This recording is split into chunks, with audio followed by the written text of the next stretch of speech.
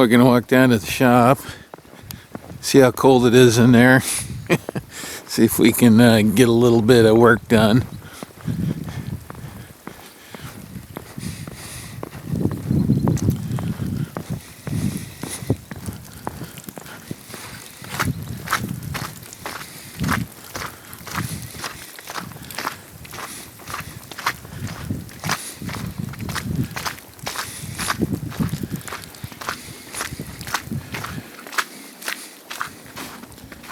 Welcome back to Ox Tools. I'm Tom, your charming host. So we got another episode of Meatloaf. Thank you very much. Got a couple of cool things. Got a new machine to show you. I mentioned that I was hunting for a table saw. Well, one dropped out of the sky into my lap. We'll check that out.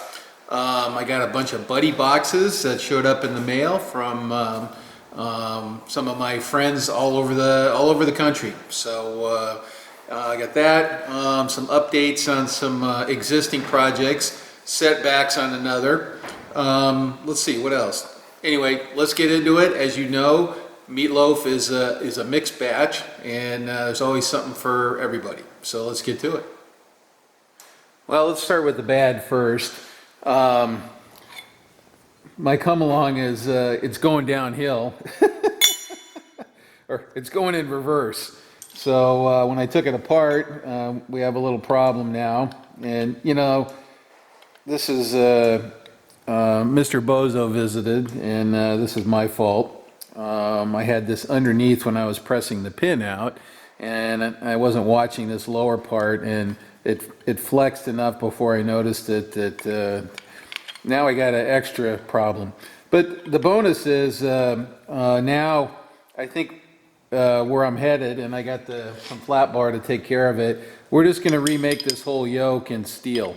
And we'll add the pockets and the stubs for the handle like we've been talking about. So anyway, I'm kind of annoyed at myself, so we're not going to work on that in this episode. And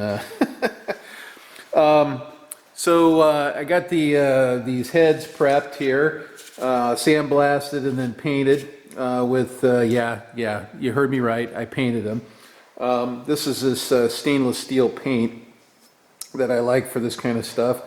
So we'll be putting handles on this. Not in this episode, I'm waiting for, I've got the handles, I've got my favorite kind of metal wedges, and but I'm waiting for something else that I ran out of, and I'll show you how to put those in there kind of for forever. So, but that'll be in another Meatloaf. So anyway, that was the bad. Let's look at the good. So this whole deal came together really nice. So I got 5 of these units now, the prototype, and then 4 that are identical.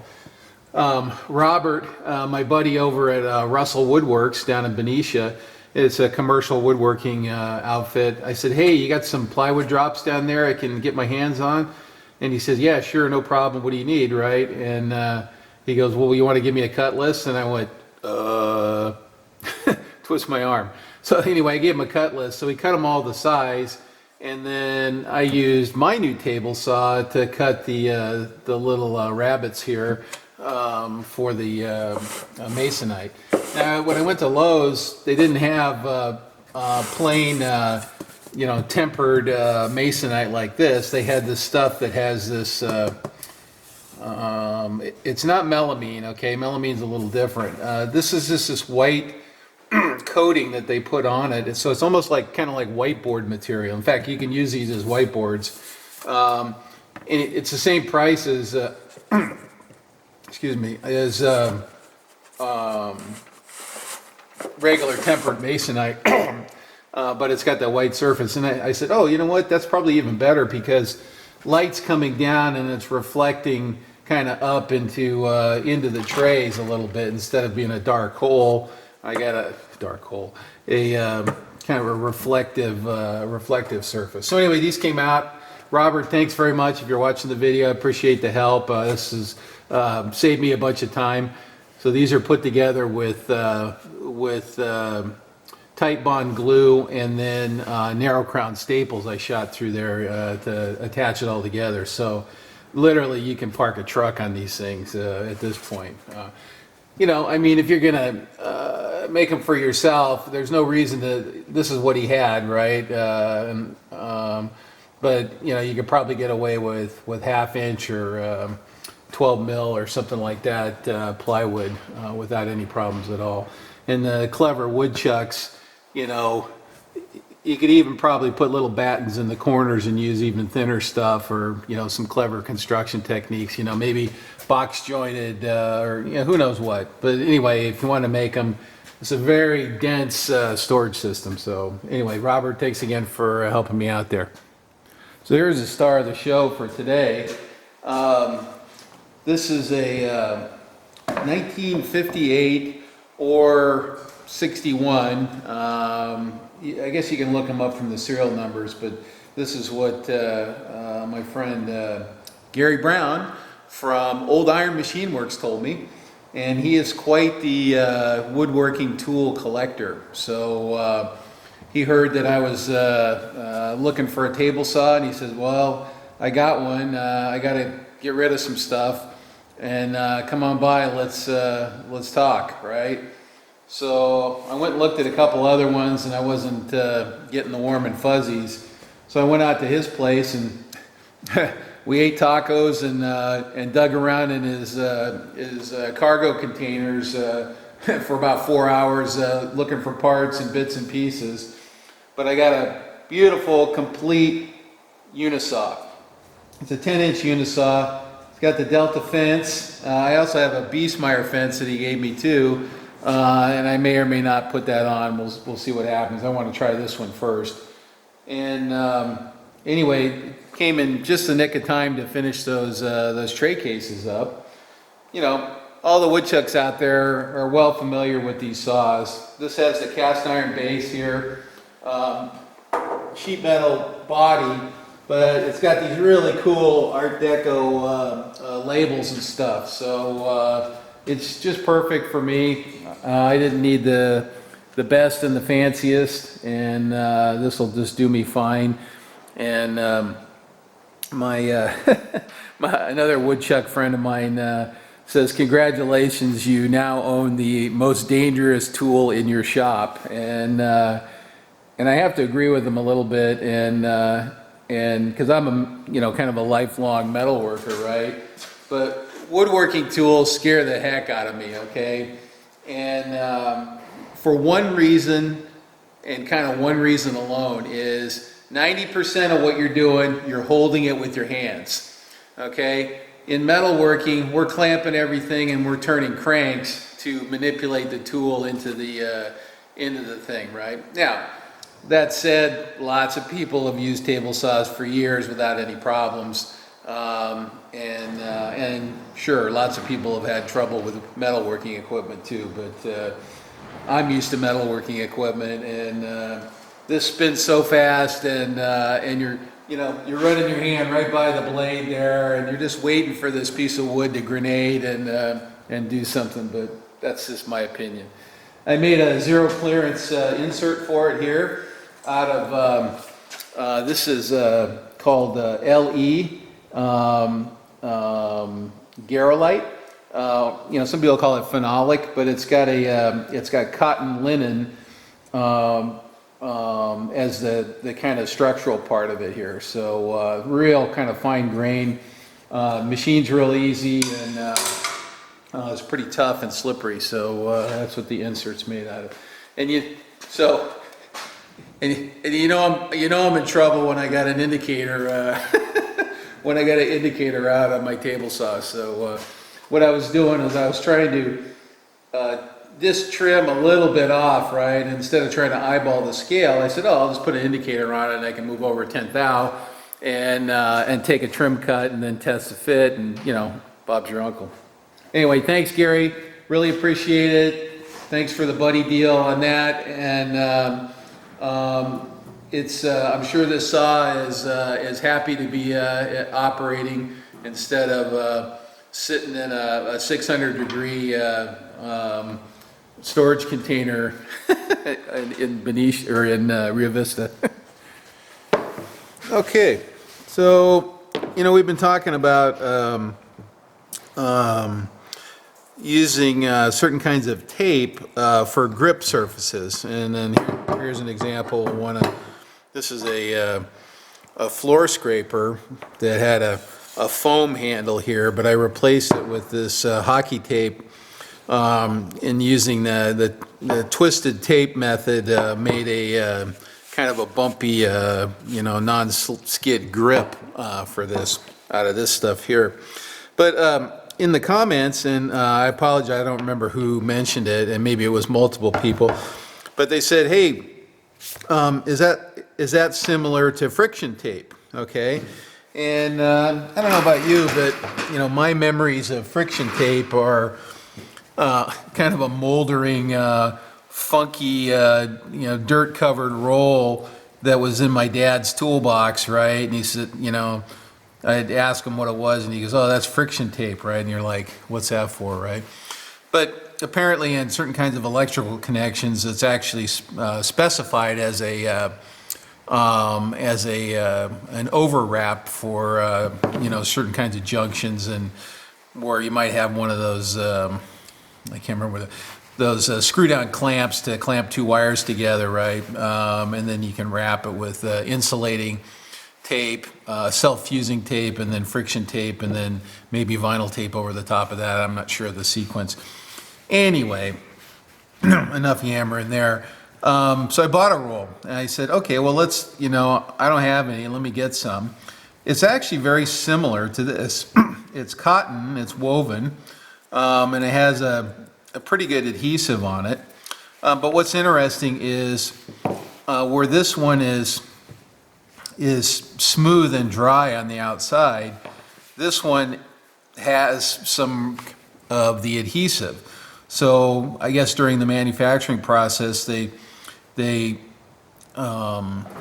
you know, they probably have a bath of the adhesive, and they run the tape through it, and then squeeze it into the pores of the cotton, right? And then roll it up on a roll, and then slice the roll up like that, right? So it seems to have some of that. So I guess it's fully impregnated with the adhesive. So some is on this outside surface. So guess what? It's pretty frictiony, right? Hence the name, friction tape, right? So we'll try. I'm going to try it actually. What I don't know is, hey, is it going to come off on your hands and get your hands all glopped up, or is it going to pick up too much dirt lying around the shop? But it looks viable. Cost-wise, they're about the same. That's 3/4. This is 1 inch.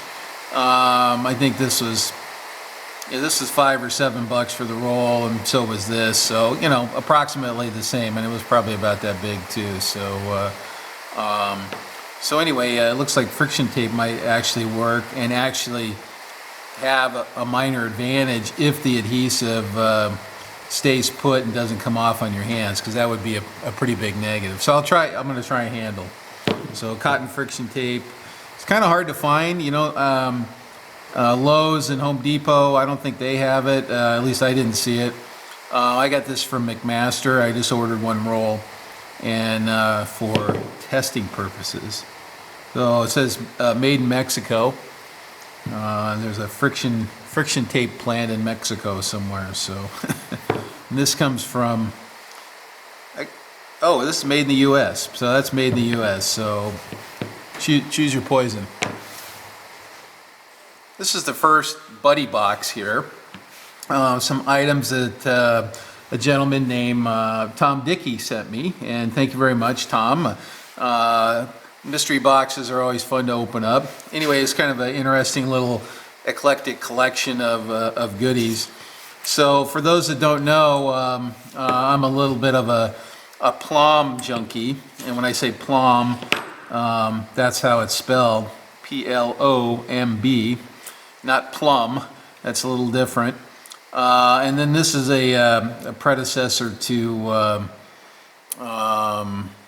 Well, they had to change their name. There's a whole story there if you look it up on the web. And but anyway, these are older ones here, and this has a I think they call this a pebble finish here, and this is actually a really useful size, 9/16 and 5/8 open end, which is cool.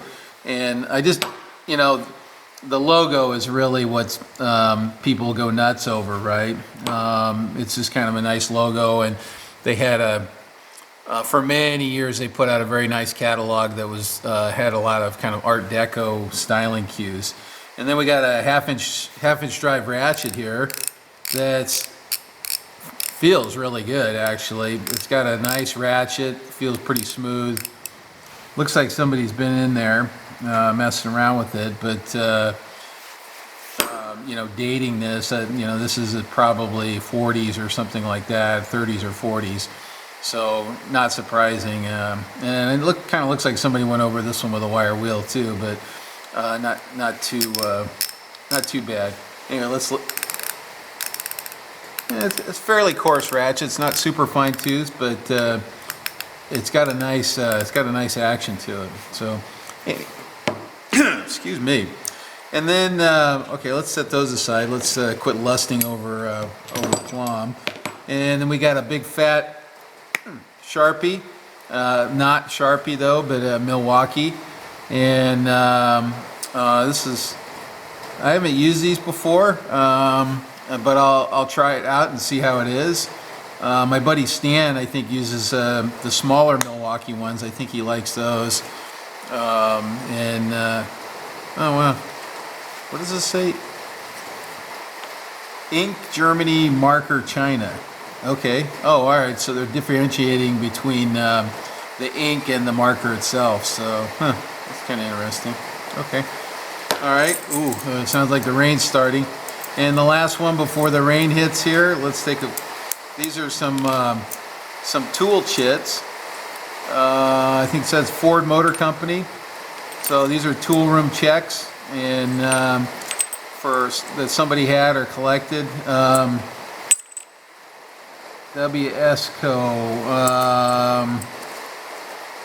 I should know that. Okay, we got one from Strip It, WS, Strip It, and then Trico, whatever that is. So somebody has a little collection of tool checks, which is kind of cool. Chit or check is the appropriate name there. So anyway, Tom, thank you very much. It's always fun to open a buddy box and from somebody that enjoys your content, my content, and I much appreciate it. Thank you, sir. So this one's like a real mystery, and I'll tell you why. And I don't remember who sent me this, but it's been sitting in the shop for, I don't know, a couple of months at least, maybe even at the same time that I moved, and it just got shoved under some stuff and kind of out of the way, and I forgot all about it while I was moving some stuff around the other day, and oh crap, I forgot to open this thing up. So now there's a warning here. You might want to record this, and he recommends that Tom open this as opposed to Mr. Bozo or even Mr. Wizard. So let's start by opening the envelope and see what we got in here. And maybe there's some instructions. I don't know. Kind of doubt it. Hopefully, the name the name is in here. To whom it may concern. Oh my God. All right.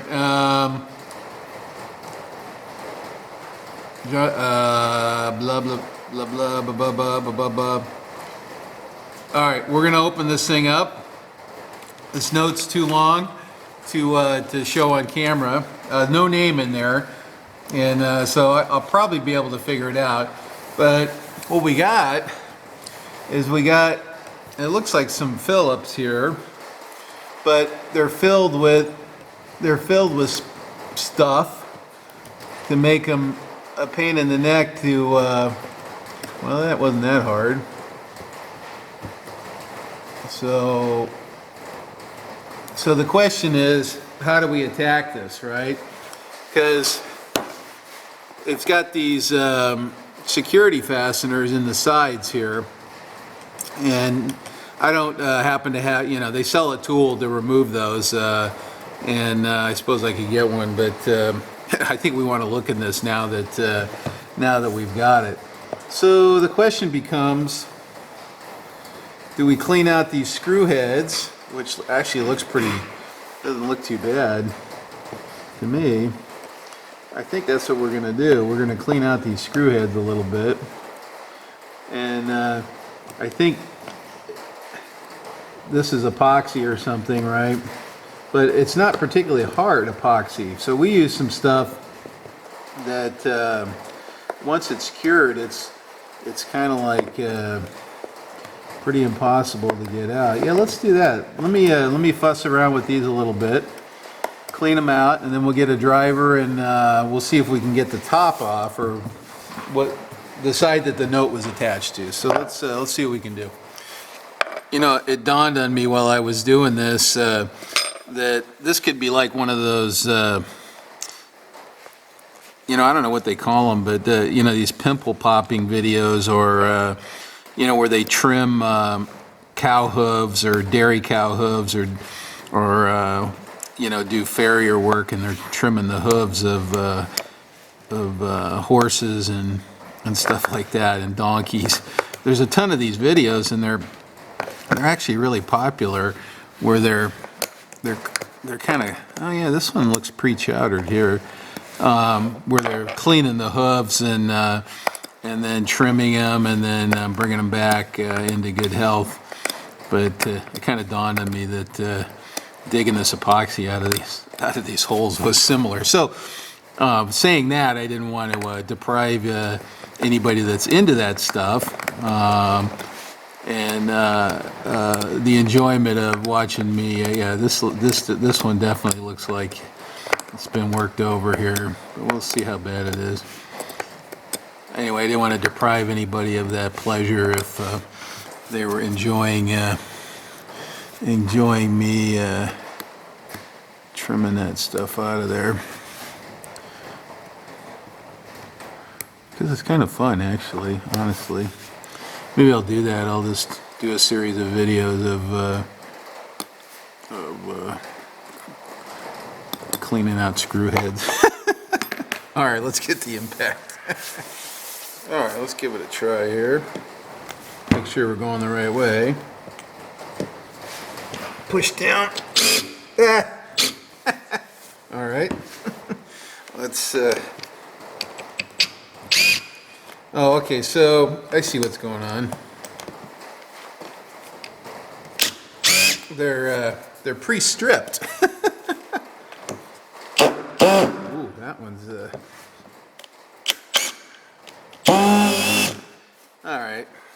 All right. Plan B. So apparently the screws are stripped in the lower part, but they're in there enough to hold it, or maybe it's glued, I don't know. But let's go to Plan B. All right, so I think the first thing I'm going to do is get a little bit of working space here.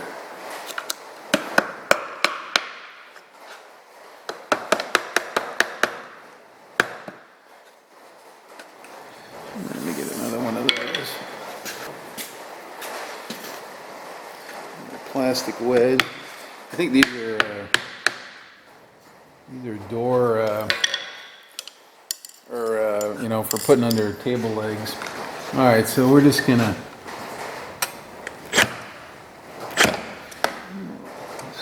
There we go. Okay, there's one screw.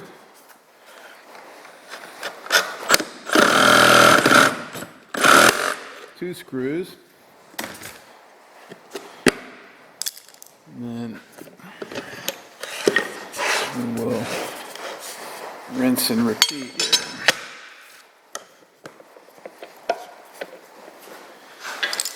This.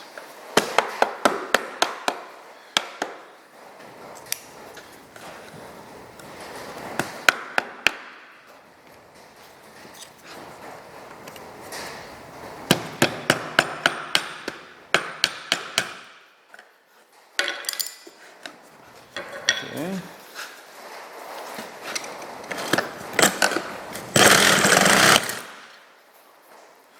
Alright, lid's coming off shortly.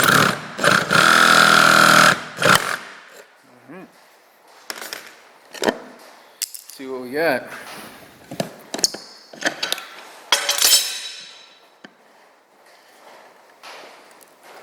Alright, nothing's injured. Uh-oh. Extremely fragile. Let me move the camera. So first thing I see when I open it, extremely fragile, but it doesn't look like we injured anything. Okay, got a another note here.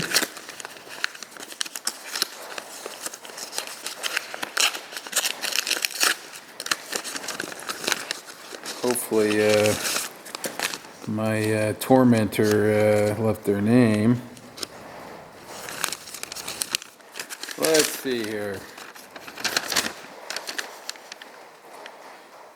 Oh, Tim Forney. Okay. Enough horsing around. Inside's the main reason I sent you this box.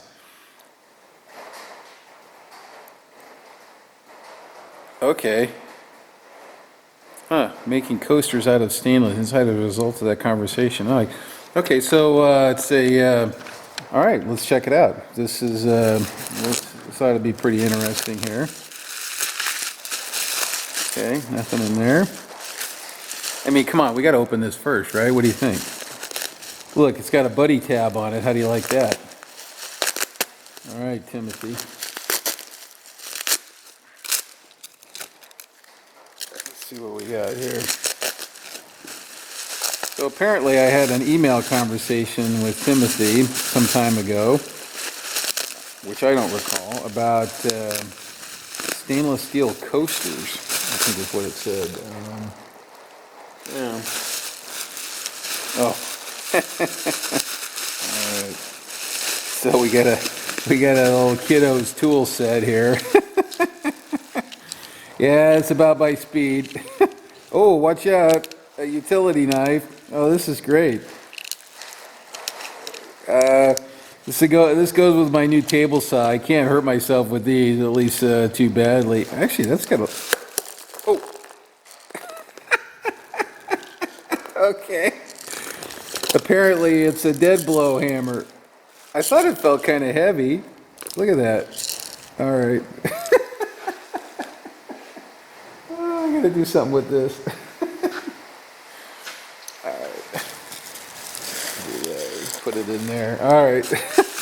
Yeah, joke's on me. All right, so we got some safety tools. We've got a kid's dead blow hammer that's actually really got lead shot in it, or steel shot or something. And then, all right, that looks ominous.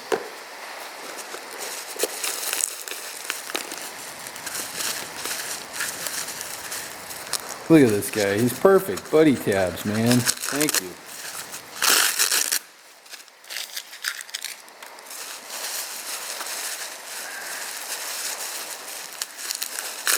Oh, this is the self-adhesive bubble bag. Oh, okay. It's a little C-clamp. All right. Oh, Slocum. All right, cool. Let me change the shot over here. And go. All right, so we got a Slocum mic, 1 to 2. This thing's got the patina of use on it. Somebody used the heck out of that. That's nice. All right, we'll open that in a minute. Let's see what else we got here.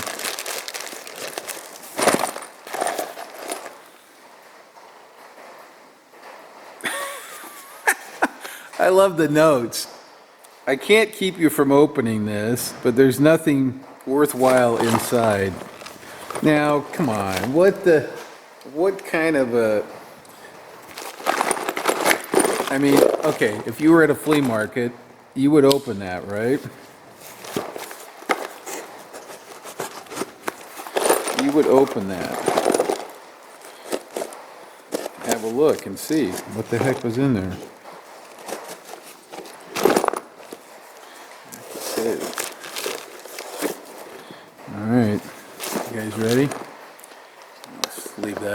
probably need that.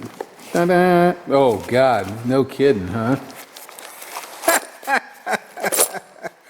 Oh, I gotta love this sense of humor. This is my kind of sense of humor, right? So this totally reminds me of this guy that I served my sheet metal apprenticeship with.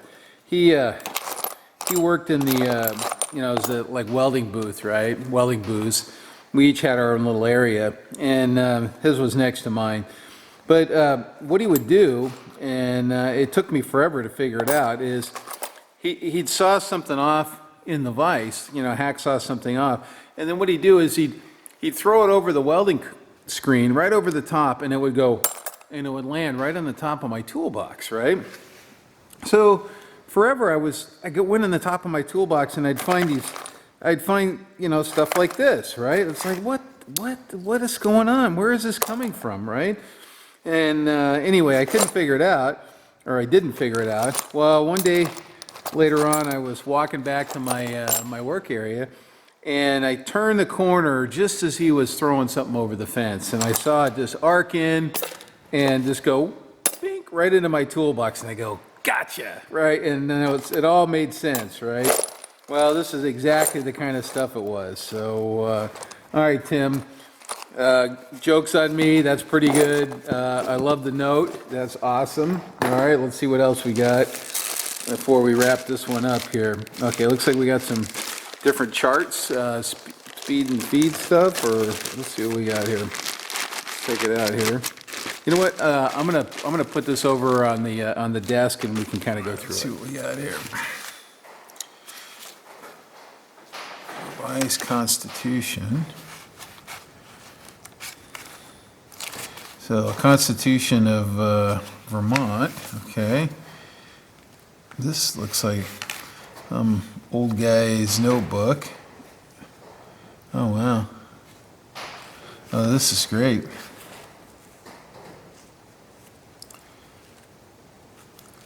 Standard to Acme, diamond gauge, wide wheel. Oh, wow, this is somebody's... Looks like there's a date there, 1974. Standard to 22 and a half, Acme to 37, Acme. Wow, okay, so I'll have, oh, okay, looks like it's not super long, but I have to go Norton wheels. So whoever this belonged to was a machinist, and maybe they did some Acme threading and whatnot, and this was their little notebook. And I highly encourage people to keep notebooks. Okay, so this is just a little pocket notebook, little handout, and then more mystery notes. Okay, these are grinding wheels here. Different grinding wheels. Oh wow, what's this here? Okay, this is cool. Why be so cheap? A fellow working nights, Saturdays, and his vacation should be able to give a guy a new calendar, not a 1962. If you would go up and see Charlie Smith, he would give you a couple. Well, I'd like to know the story behind that. That's some schoolyard stuff there, man. So, okay. I have no idea what's going on, but that's a great little note here. Bryant tool loan order. Okay, I guess you can borrow tools. Oh, this is great stuff. A machine shop ephemera.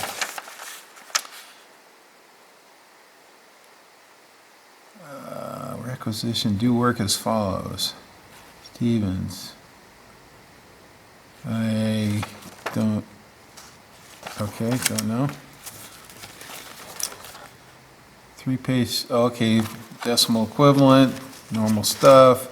Norton abrasives. Ooh, this looks good. So, what do we got? Surface speed and diameter of wheel. Wow, diameter of wheel up to 9. Oh wait, diameter of wheel. So it goes 90, and then it goes to 1 inch. Oh, I see. That's the other end of the scale. Okay, so it goes up to 90 inches in diameter. Holy cow. That's a pretty good sized grinding wheel. All right. Kind of like it. There's a little Norton abrasive sheet chart there. Bryant surfaces. Okay, this is company standards here. Got a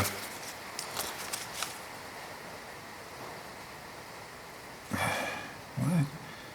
Needle for each $2 bet. Odds 1 to 5. Pay. Odds 10. Huh. Okay, some kind of little statistics chart there.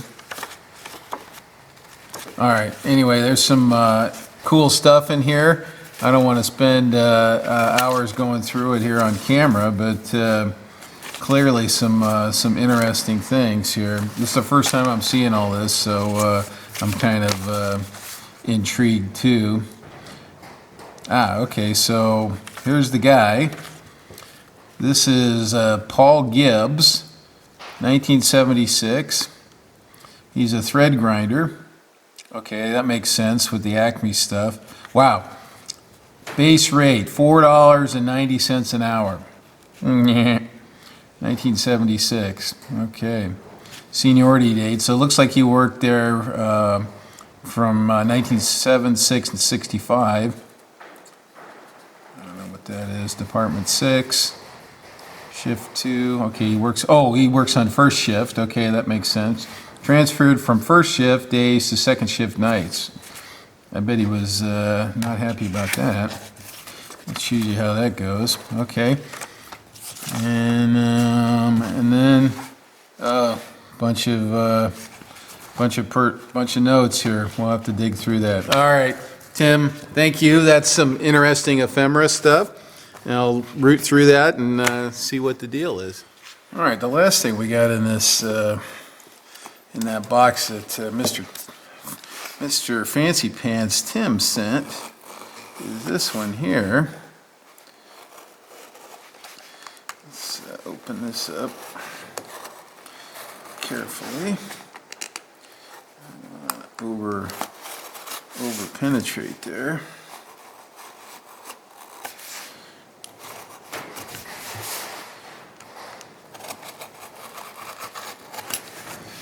So, just based on the packaging and covering it all up with duct tape and stuff, I'm gonna guess Tim is in his late 60s or early 70s.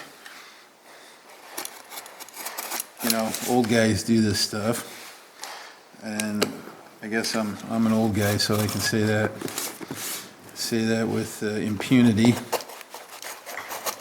Jeez. Yeah, the idea is, makes it hard to get in, right? Okay, all right. Let's make sure I'm under the darn camera there. Let's see what we got. Oh wow, what is this? Holy cow.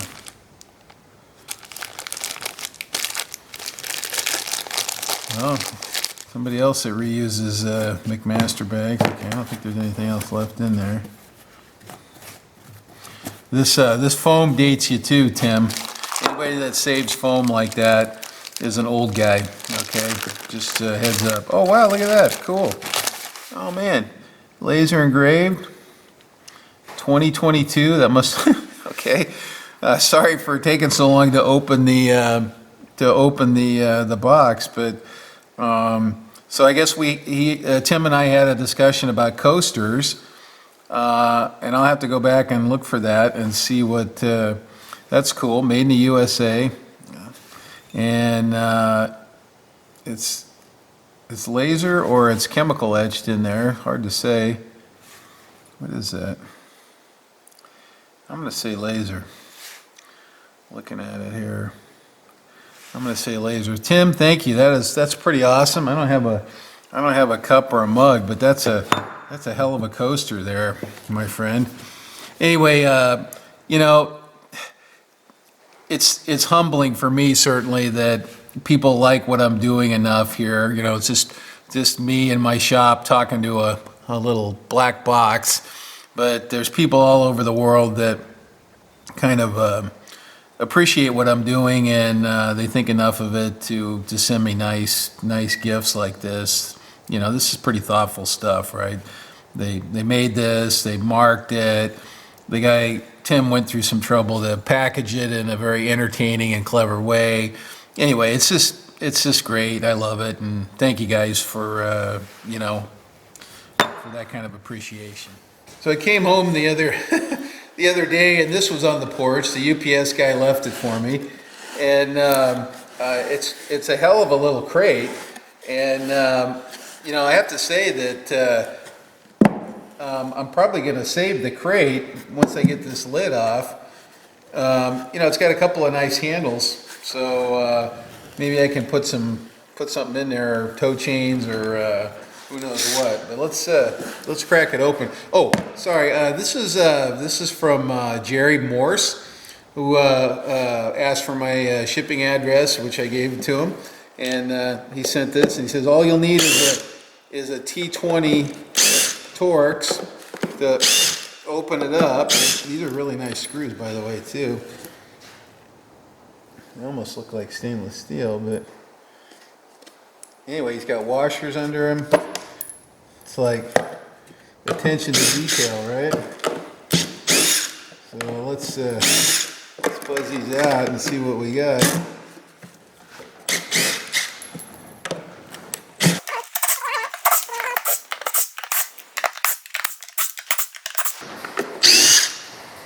Okay.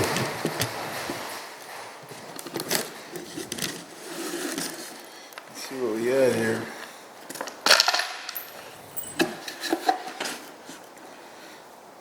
Wow.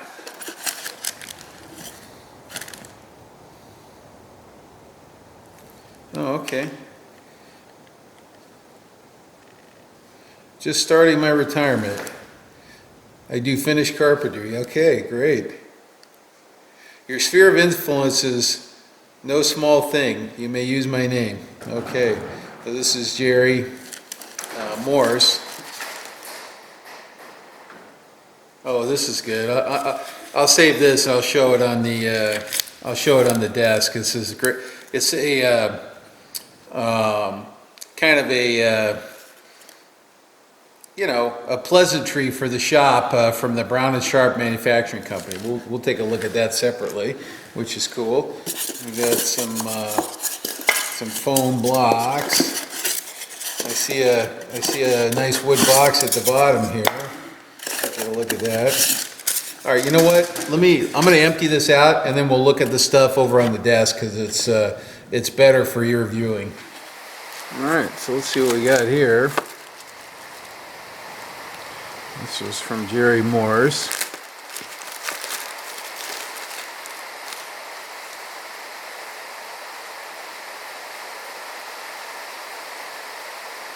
Oh, okay. This is. Oh, I get it. I get it.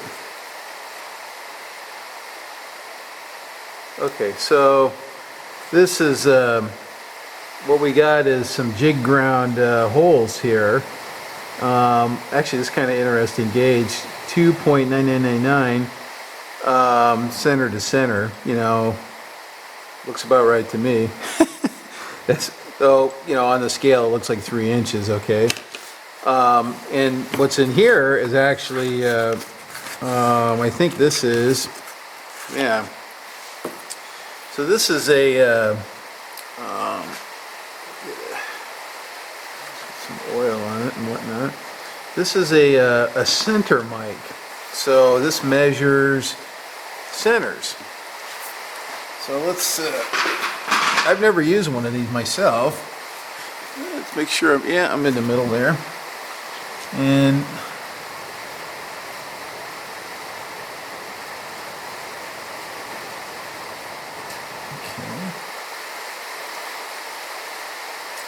Interesting. Well, okay, and he sent an instruction card, which I'm gonna need here. And this is a center mic. So I'm gonna have to read how to use this thing here. Like I said, I've never used one before, so let's see.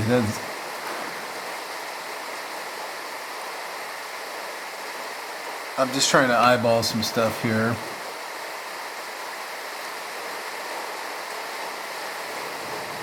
So it looks like it's got two gauging surfaces here.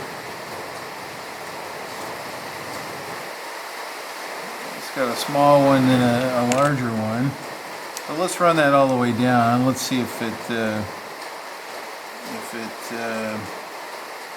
oh, okay, let's just try this. Just nice and easy.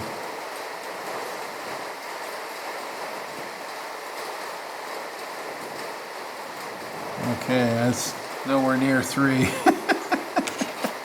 I gotta study up here, guys. I gotta study up. I don't know how to work this.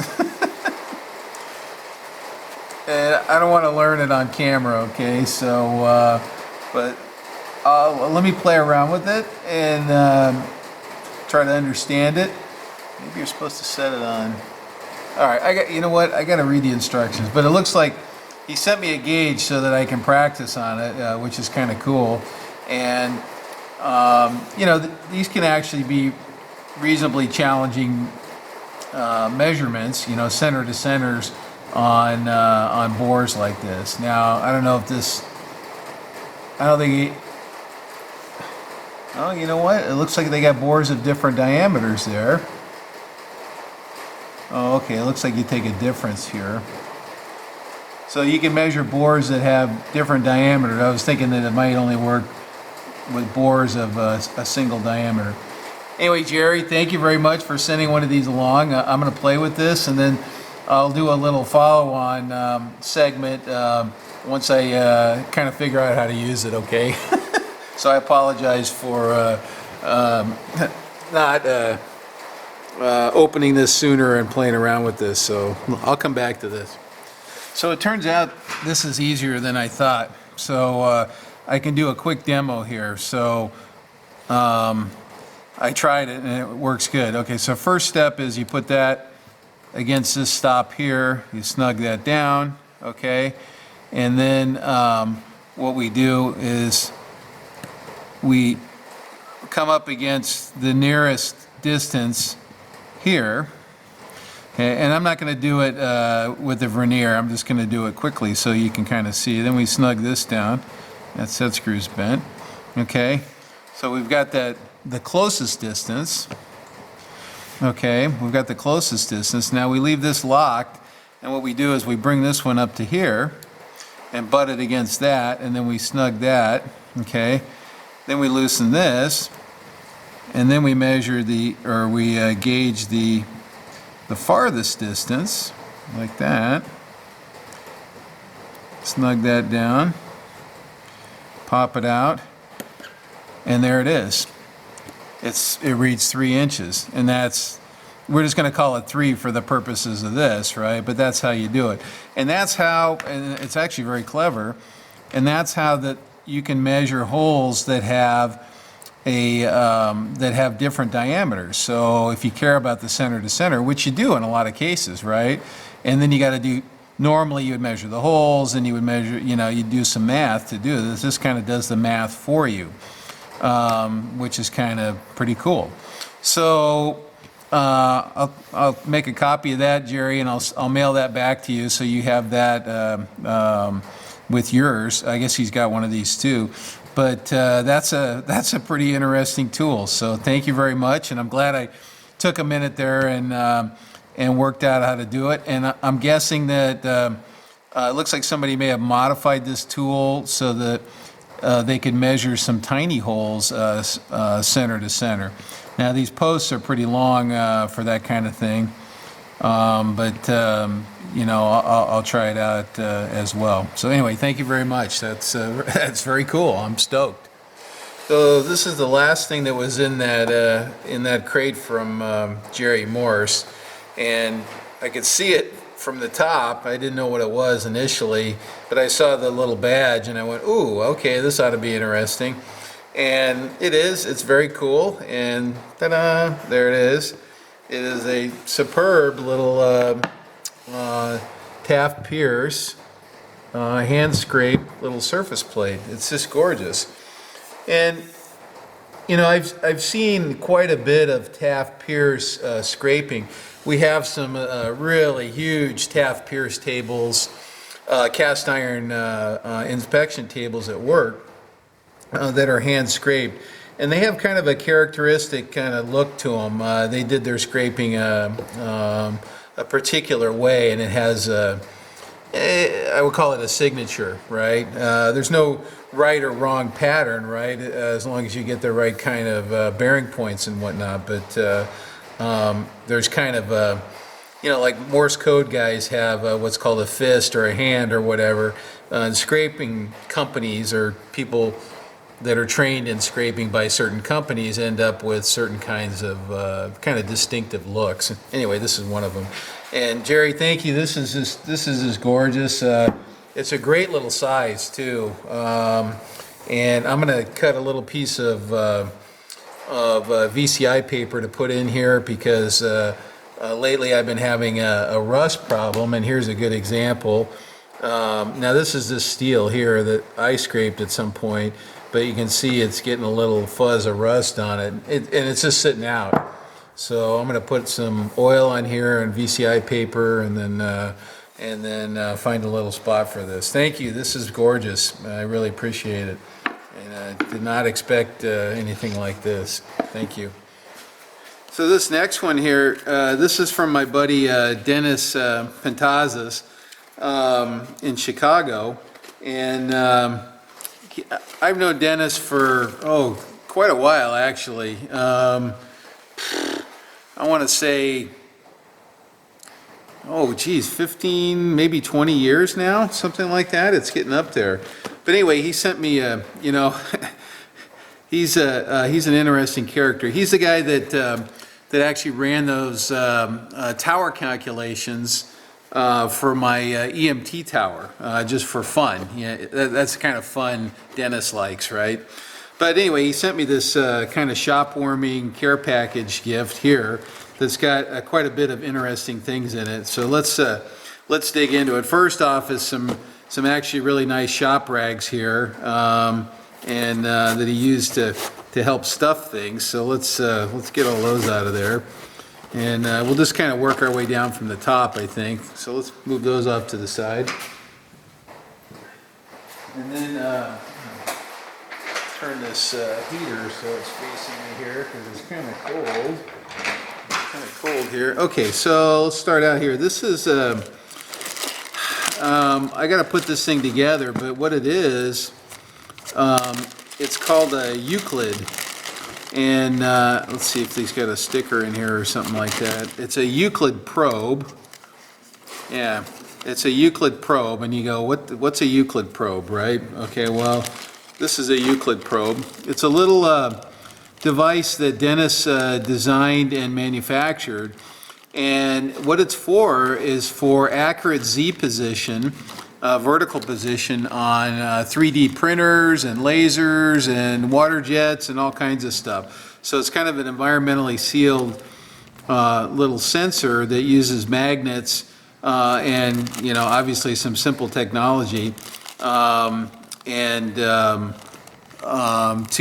establish a Z position or Z distance for computer controlled equipment. So if you want to learn more about it, it's euclidprobe.com.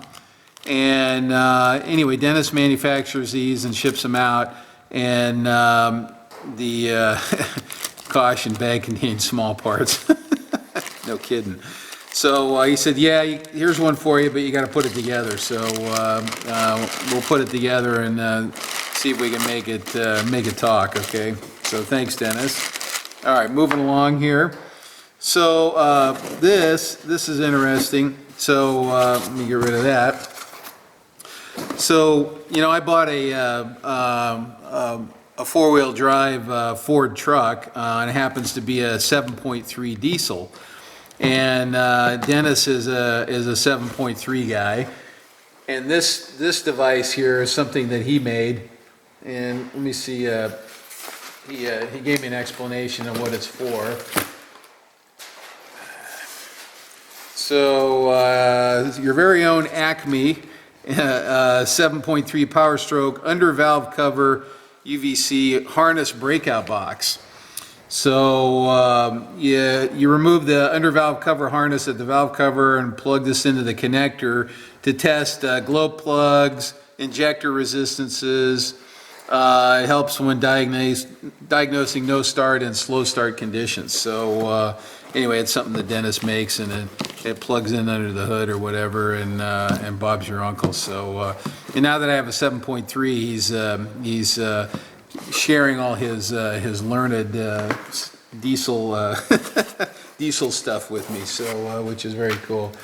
Okay, and then we got, this is great because the timing's perfect. We got a gallon, it looks like, of Starrett M1, which is actually really nice.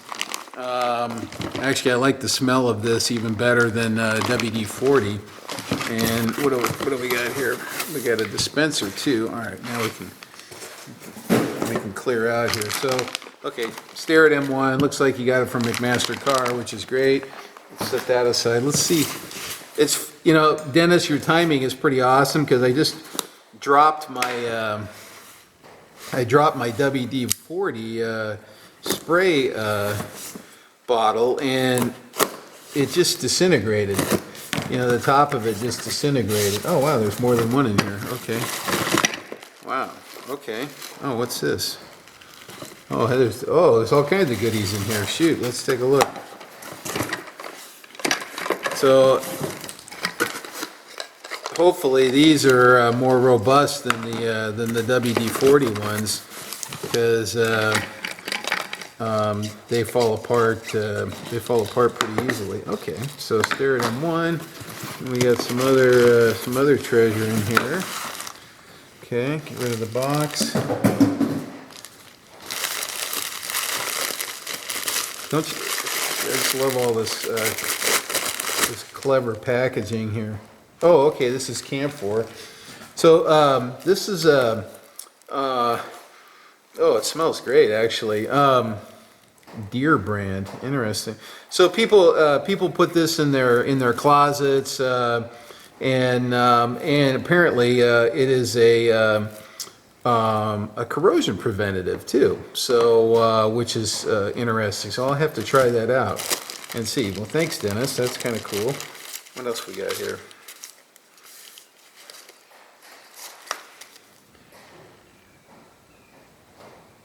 Oh wow! So this is it's for blasting. So tonnage and powder ratio calculator. So if you have a certain number of holes that are so deep, and the overburden is X, Y, Z, you can do this little slide calculation that tells you, what does it tell you here? Oh, it tells you explosive by weight to put in the holes. That's kind of cool. So if I got to blast some rock, I'm in good shape there. So, and I guess Ed, that's what Ed used to do. And then what? Last little thing here. What do we got here? Oh, this is great. Yep, no bozos. Yeah, no bozos. You know what? I'm gonna wear that on my shirt at work. So we'll try that out. Now this looks like a seriously over-engineered funnel to me. So let's see what he says about the funnel here. Blah blah blah. Cotton rags, virgin cotton shop rags. Yeah, okay, that's cool. Oh, Acme vented funnel with liquid product as special as M1. No ordinary. Oh, so guess what? Look at that. So it's a no spill, fancy printed funnel. Pretty cool. So that interrupts this, the swirl, and apparently it vents it. Oh, I see. Yep. So it vents it. That's a vent.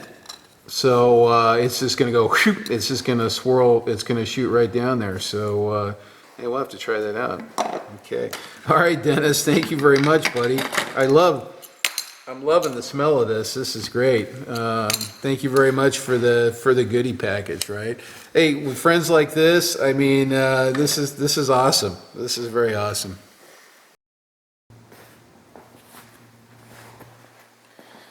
All right, so let's. I'm going to demonstrate this funnel.